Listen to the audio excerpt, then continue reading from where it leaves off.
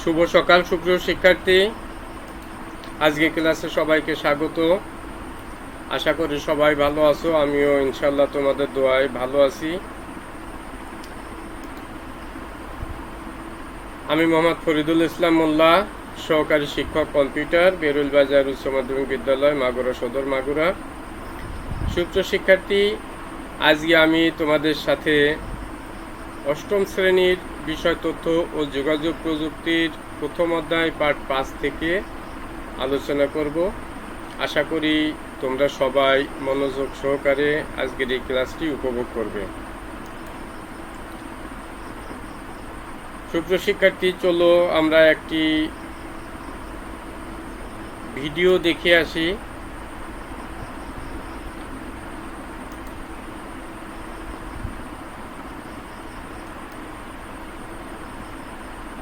ভিডিওটি ওপেন হচ্ছে না কেন?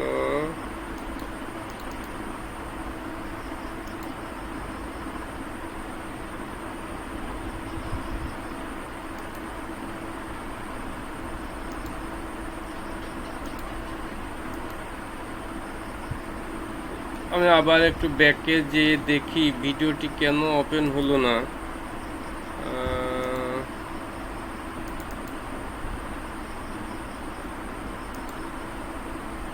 আমি দুঃখিত, যান্ত্রিক ত্রুটির কারণে হয়তো ভিডিওটি ওপেন হয়নি। তো ভিডিওর বিষয়বস্তু আমি বলে দিই। ভিডিওর বিষয়বস্তু ছিল একটি ইউনিয়ন পরিষদের ই তথ্য সেবা কেন্দ্রে বিভিন্ন ধরনের সুযোগ সুবিধা পাওয়া যায় তারই আলোকে একটু ভিডিও, যেমন সেখানে জন্ম নিবন্ধন করা যায়, ই পর্চা তোলা যায়, বিদ্যুৎ বিল দেওয়া যায়, অনলাইনে বিভিন্ন দপ্তরে আবেদন করা যায় ইত্যাদি সুযোগ সুবিধা সম্বলিত একটি ভিডিও ছিল।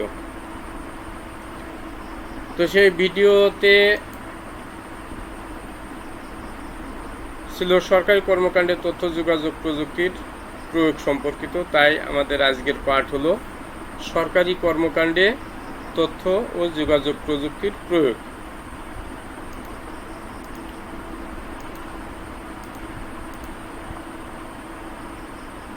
সরকারি কর্মকাণ্ডের প্রথম কাজ হলো সরকারি তথ্যাদি প্রকাশ।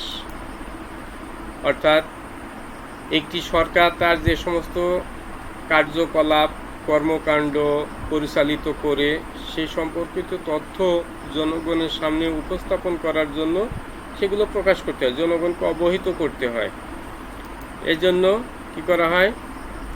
এই তথ্য সরকার প্রকাশ করে। এই তথ্য আমরা কোথায় পাইতে পারি?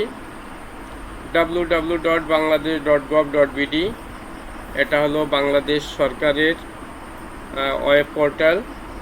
আমরা এই ওয়েব পোর্টালে ঢুকে এই যে ছবিতে দেখছো, এই যে বাংলাদেশ সরকারের মনোগ্রাম, বাংলাদেশের মানচিত্র এবং সাইডে লেখা আছে bangladesh.gov.bd। এটা হচ্ছে এই ওয়েব পেজ। তো এখানে ঢুকে আমরা বিভিন্ন তথ্য, বাংলাদেশ সরকারের গৃহীত বিভিন্ন পদক্ষেপ, বিভিন্ন সেবা, এগুলো সম্পর্কে জানতে পারি। ইন্টারনেটের বিকাশের ফলে বর্তমানে ওয়েবসাইট বা পোর্টালের মাধ্যমে নিয়োগ বিজ্ঞপ্তি, দরপত্র প্রকাশ, বিভিন্ন প্রকার আদেশ সহ নানা তথ্য সরাসরি জনগণের কাছে পৌঁছে দেওয়া যায়। বাংলাদেশ সরকারের জাতীয় ওয়েব পোর্টাল ঠিকানা হলো www.bangladesh.gov.bd। সুপ্রিয় শিক্ষার্থী, তোমরা এটা মনে রাখবে, এই ওয়েব পোর্টালের ঠিকানা, তাহলে তোমরাও যে কোনো তথ্য এখান থেকে দেখে নিতে পারবে। এবার দেখি পরবর্তী স্লাইডে কি আছে। আইন ও নীতিমালা প্রণয়ন ও সংশোধন। অর্থাৎ একটি দেশ চালাতে গেলে কিছু আইন ও নীতিমালা প্রণয়ন করতে হয়। আবার কিছু আইন আছে যেগুলো তোমরা সবাই জানো যে বাংলাদেশ একসময় পাকিস্তানি শাসনাধীনে ছিল এবং তারও আগে ব্রিটিশ এদেশ শাসন করেছে প্রায় 200 বছর। তো সেই সময়ের কিছু আইন কানুন নীতিমালা ছিল যেগুলো আমাদের পরবর্তীতে সংশোধন করার প্রয়োজন হয়েছে। এই জন্য পুরাতন আইনগুলো যুগোপযোগী করার জন্য সেগুলো পরিবর্তন, পরিমার্জন, সংযোজন, বিয়োজন করার দরকার হয়। তো সরকার এই কাজগুলো করে থাকে।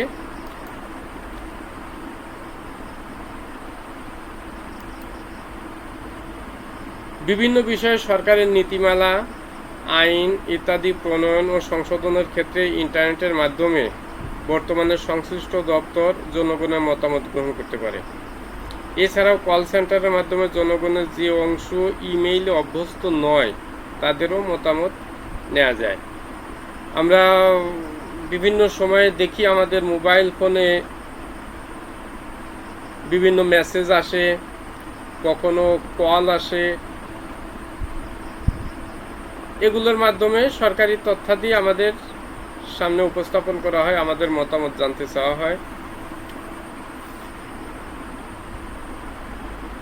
এখানে দেখা যাচ্ছে যে সরকারি দপ্তরে কিছু কর্মী কাজ করছে। বিশেষ বিশেষ দিবস বা ঘটনা সম্পর্কে প্রচার, যেমন 26শে মার্চ, 21শে ফেব্রুয়ারি, 16ই ডিসেম্বর, 14ই ডিসেম্বর, বিভিন্ন দিবস সম্পর্কে সরকার প্রচার প্রচারণা চালায়। এগুলো কিসের মাধ্যমে চালানো হয়?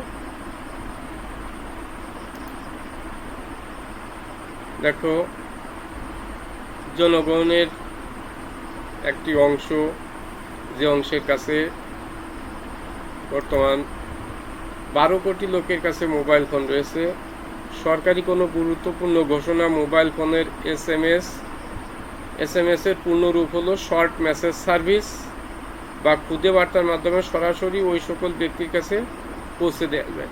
অর্থাৎ এই যে জনগণ, এই জনগণের কাছে আছে মোবাইল, আর সরকারের কাছে আছে কি? তথ্য। বিশেষ বিশেষ ঘটনা সম্পর্কে তারা জনগণকে জানাতে চায়। তো জনগণের মোবাইলের মাধ্যমে দেখো, নিউ মেসেজ রিসিভড, অর্থাৎ মোবাইলে এভাবে মেসেজ আসবে, মেসেজ থেকে সে সরকারি ওই দিবস সম্পর্কে জানতে পারবে। সুপ্রিয় শিক্ষার্থী, এই যে কয়েকদিন আগে গেল বিশ্ব পরিবেশ দিবস, বিশ্ব বাবা দিবস, বিশ্ব মা দিবস, বিভিন্ন দিবস সম্পর্কে আমরা এই মেসেজের মাধ্যমে জানতে পেরেছি। এখানে একটি লক্ষণীয় বিষয় হলো, আমাদের দেশের একটি বৃহৎ অংশ যারা এই মেসেজ মোটেই পড়ে দেখে না। কারণ হলো, কোম্পানি এত পরিমাণ মেসেজ দেয় যে জনগণ এই সম্পর্কে বিরক্ত হয়ে গুরুত্বপূর্ণ সরকারি মেসেজগুলোও এখন ইগনোর করে, অর্থাৎ অবজ্ঞা করে, দেখে না। এক পর্যায়ে কি হয়, মেসেজ মেমোরি ফুল হয়ে যায়, পরবর্তীতে আর নতুন কোনো মেসেজ ঢোকে না। সেক্ষেত্রে দেখা যাচ্ছে যে অনেকে আমাদের কাছে এসে অভিযোগ জানায় যে আমার মেয়ের উপবৃত্তির টাকা আর মেসেজ পায়নি। তখন আমরা তাদের বলি যে আপনারা এই মেসেজগুলো পড়বেন এবং ডিলিট করবেন, মেমোরি ফাঁকা রাখবেন, তাহলে মেসেজ আসবে। আর মেমোরি ফুল থাকলে তো মেসেজ ঢুকতে পারবে না। তখন আমরা কি করি, এই মেসেজগুলো ডিলিট করে দেওয়ার সাথে সাথে দেখা যাচ্ছে আবার অনেক মেসেজ ঢুকতে থাকে। তো যাই হোক, আমরা মেসেজগুলো দেখব, পড়ব এবং অপ্রয়োজনীয় মেসেজগুলো কি করব, মেমোরি থেকে ডিলিট করে দেব, মুছে ফেলবো। ডিলিট অর্থাৎ মুছে ফেলা। তাহলে আমরা এখানে কি করলাম, এসএমএস এর পূর্ণরূপ জানলাম। এসএমএস এর পূর্ণরূপ হলো শর্ট মেসেজ সার্ভিস। এবং বাংলাদেশে কত লোক মোবাইল ব্যবহার করে তার একটি পরিসংখ্যান দেখলাম, প্রায় 12 কোটি। বর্তমানের লেটেস্ট সংবাদ এই মুহূর্তে আমার কাছে নেই, সম্ভবত বর্তমানে 12 কোটিরও অনেক বেশি হয়ে গেছে। কারণ এই তথ্য, আগের তথ্য আমি একটু বই দেখে তোমাদের এই তথ্যটি দিই।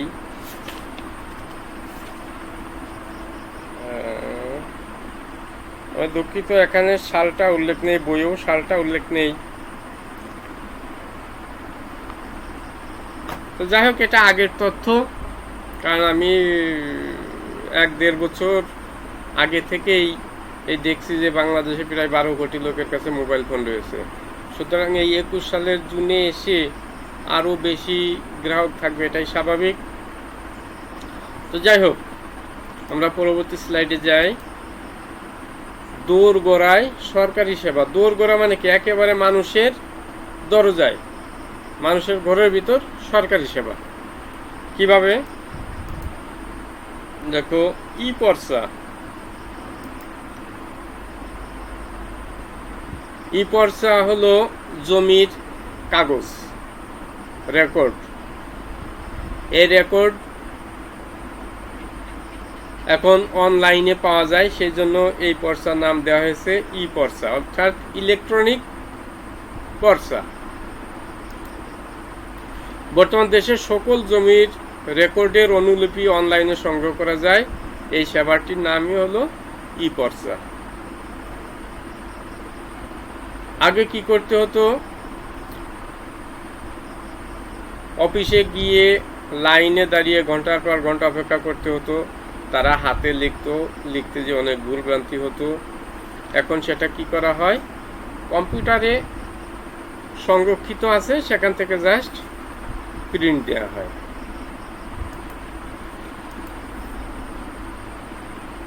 ই বুক, ইলেকট্রনিক বুক। বুঝতেই পারছো যে অনলাইনে বই। সকল পাঠ্যপুস্তক অনলাইনে সহজ প্রাপ্তির জন্য একটি ইবুক প্ল্যাটফর্ম তৈরি করা হয়েছে। এই ইবুক প্ল্যাটফর্মের ওয়েব পোর্টাল হলো www.ebook.gov.bd। অর্থাৎ এখানে আমাদের বিভিন্ন শ্রেণীর বইগুলো সুসজ্জিত আকারে সাজানো রয়েছে। আমরা ওই ebook.gov.bd এই ওয়েব পোর্টালে ঢুকে আমাদের কাঙ্ক্ষিত বই ডাউনলোড করতে পারি, প্রিন্ট দিতে পারি, পড়তে পারি, অ্যাজ ইউ লাইক বেস্ট। এরপর আসছে ই পুরজি। এটি একটি নতুন শব্দ তোমাদের কাছে, যেহেতু আমাদের এই এলাকায় আখ চাষ নেই, যার কারণে ই পুরজি সম্পর্কে আমাদের ধারণাও নেই। ই পুরজি হলো ইলেকট্রনিক পুরজি। যে সমস্ত চিনিকলগুলোর এলাকায় আখের চাষ আছে, কৃষকরা সে সমস্ত চিনিকলের নির্ধারিত যে ক্রয় কেন্দ্র আছে, আখ ক্রয় কেন্দ্র আছে, সেই আখ ক্রয় কেন্দ্রে আখ সরবরাহ করা যে অর্ডার দেয়া হয়, আদেশ দেয়া হয়, সেই আদেশটাকেই বলা হচ্ছে ই পুরজি। এই ই পুরজিটা হলো, এই দেখো এখানে আখ মারাই করছে, ক্ষেত থেকে আখ কাটছে, কাটিয়ে পরিষ্কার করছে, এই দেখো বাঁধছে, বাইরে কি করবে? গাড়িতে উঠাবে, গাড়িতে উঠাইয়ে সরকারের যে নির্ধারিত চিনিকলগুলোর যে নির্ধারিত ক্রয় কেন্দ্র আছে, যেমন আমাদের মাগুরায় 2টা ক্রয় কেন্দ্র আছে। আমরা জানি যে মাগুরা সাজিয়ারা আখ সেন্টার এবং কাটাখালী আখ সেন্টার, এই 2 জায়গায় চিনিকলগুলোর নির্ধারিত আখ ক্রয় কেন্দ্র। জনগণ এই ছবিতে দেখছো যে মোবাইল শো করছে, অর্থাৎ এই মোবাইলে এই কৃষকের কাছে আখ সরবরাহ করার মেসেজ পাঠানো হয়েছে। এটাকেই বলা হচ্ছে ই পুরজি। দেখো, ই পুরজি হচ্ছে দেশের 15টি চিনিকল সমূহে কখন আখ সরবরাহ করতে হবে তার একটি অনুমতিপত্রের তথ্য আখ চাষিদের SMS এর মাধ্যমে তাৎক্ষণিকভাবে সরবরাহ করা হয়। আগে কি করতে হতো? এই কৃষকের, মনে করো এই কৃষকের এখন আখ আছে এবং সে আখ বিক্রয় করতে চায়, তাহলে সে কি করবে? ওই আখ ক্রয় কেন্দ্রে যাবে, যে আখ বিক্রি করবে। এখন এতে কি হতো? এলোমেলো বিশৃঙ্খলা সৃষ্টি হতো। একই সাথে একই দিনে দেখা অনেক কৃষক আখ নিয়ে হাজির। এই জন্য সরকার এই ই পুরজির মাধ্যমে সিরিয়ালি প্রত্যেক দিন হয়তো 20 জন কৃষক বা 30 জন কৃষকের SMS দেয় যে আপনারা আজকে আখ নিয়ে আসবেন। তাহলে সুশৃঙ্খলভাবে সবাই আর সেখানে সরবরাহ করতে পারে এবং কোনো রকম কোনো বিশৃঙ্খলা বা অনিয়মের সুযোগ এখানে থাকে না।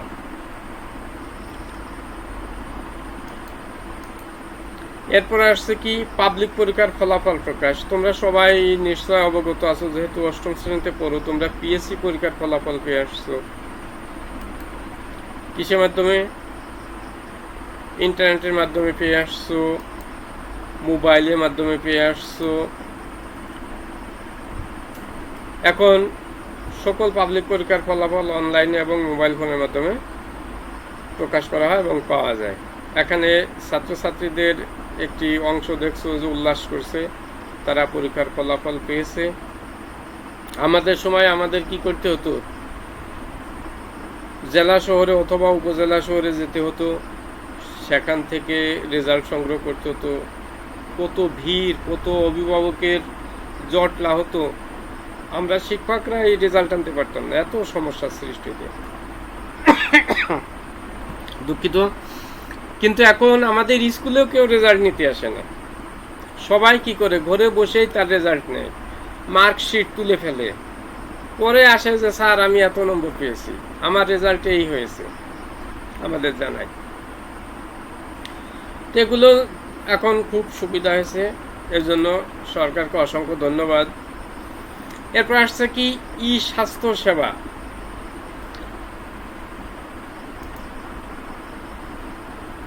এই মহিলা দেখো মোবাইল ফোনে কথা বলছে।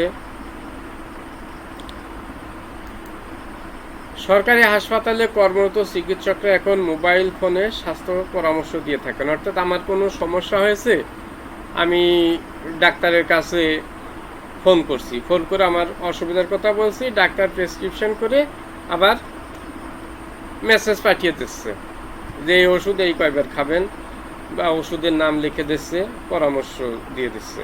আবার অনেকে সরাসরি ফোনেও কথা বলে দেয়, ওষুধের নাম বলে দেয়। তখন আমরা কি করতে পারি? ওষুধ কিনতে পারি, সেই পরামর্শ অনুযায়ী আমরা চিকিৎসা সেবা নিতে পারি।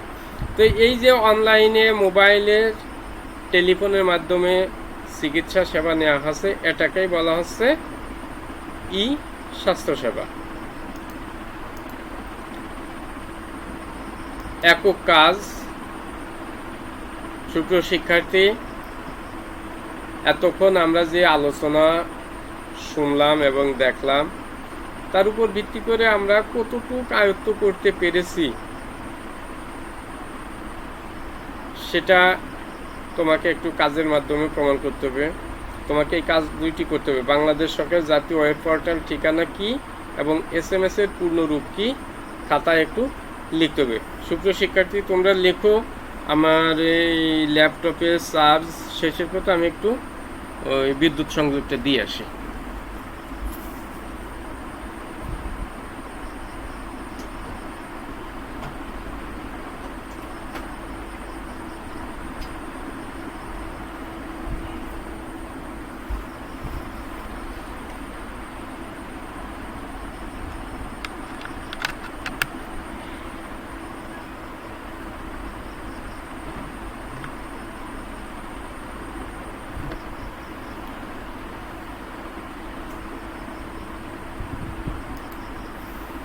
আশা করি এই কাজটি করতে পেরেছো।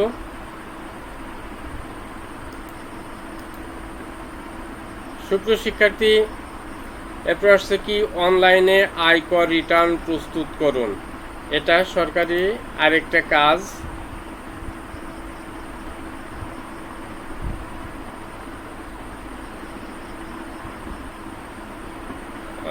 আমি দুঃখিত,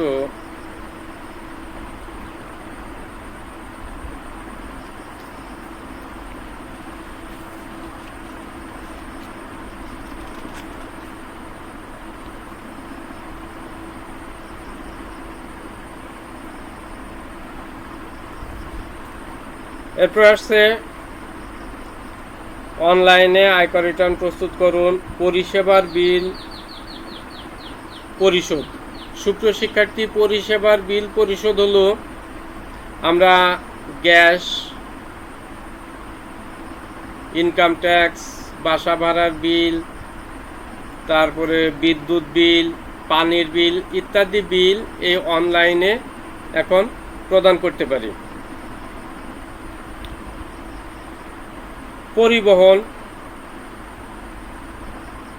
পরিবহন অর্থাৎ যাতায়াত, এক স্থান থেকে আর এক স্থানে যাইতে গেলে আমাদের ভ্রমণ করতে হয় এবং সেই ভ্রমণের ক্ষেত্রে কি করতে হবে? টিকিট কাটতে হবে। এখন আমরা ঘরে বসেই সে অনলাইনে টিকিট কাটতে পারি, বিমানের টিকিট কাটতে পারি, রেলের টিকিট কাটতে পারি, বাসের টিকিট কাটতে পারি। এভাবে আমরা অনলাইনে পরিবহনের টিকিট কাটতে পারি। অনলাইন রেজিস্ট্রেশন, সরকারি কর্মকাণ্ডে আইসিটি প্রয়োগের মাধ্যমে সরকারি সেবার মান উন্নয়নের উদাহরণ হিসেবে Bangladesh registrar of joint stock কোম্পানির স্বয়ংক্রিয়করণের একটি উদাহরণ দেওয়া হলো। ব্যবসার উদ্দেশ্যে যখন কোনো কোম্পানি বা ফার্ম গঠন করা হয় তখন সেটিকে সরকারি কোনো প্রতিষ্ঠানে নিবন্ধিত হতে হয়। বাংলাদেশে নিবন্ধনের এরকম একটি প্রতিষ্ঠান হলো registrar of joint stock company and firms. ভোর না হতে সেখানে লাইন, তিল ধারণের জায়গা নেই, গ্রাহকের ভিড়, বিভিন্ন ধরনের দালালদের অত্যাচার ইত্যাদি ছিল এই প্রতিষ্ঠানের এক সময়কার চিত্র। কিন্তু আইসিটি প্রয়োগের ফলে বর্তমানে সেখানকার চিত্র সম্পূর্ণ পাল্টে গেছে।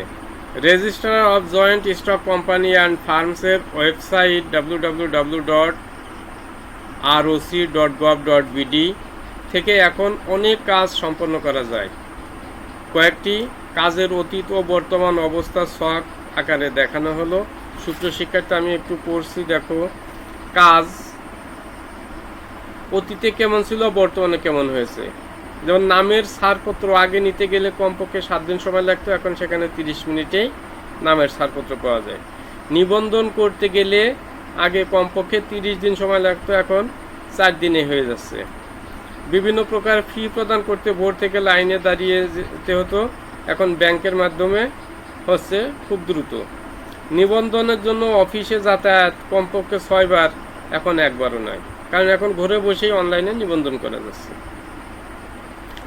সুপ্রিয় শিক্ষার্থী, তাহলে আজকে আমরা শিখলাম খুদে বার্তা, ই পর্চা, ই পুঁজি, জয়েন্ট স্টক কোম্পানি ইত্যাদি সরকারি সেবা সম্পর্কে আমরা জানলাম। এবার আমি তোমাদের একটু মূল্যায়ন করব। তোমাদের বলতে হবে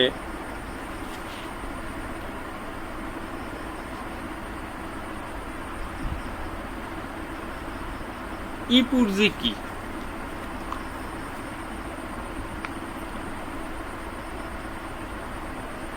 www.ebook.gov.bd এটি কোন প্রতিষ্ঠানের ওয়েব পোর্টাল?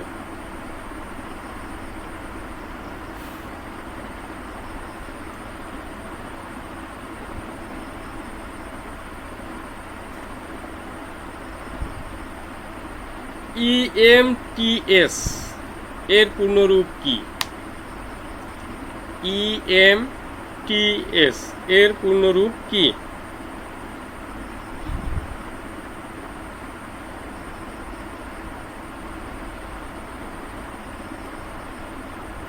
সুপ্রিয় শিক্ষার্থী, আশা করি উত্তরগুলো দিতে পেরেছো।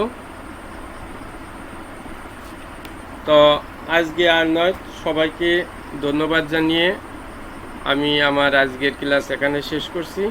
সবাই সুস্থ থাকবে, ভালো থাকবে এবং বাড়িতে অবস্থান করবে, নিরাপদে থাকবে। আল্লাহ হাফেজ।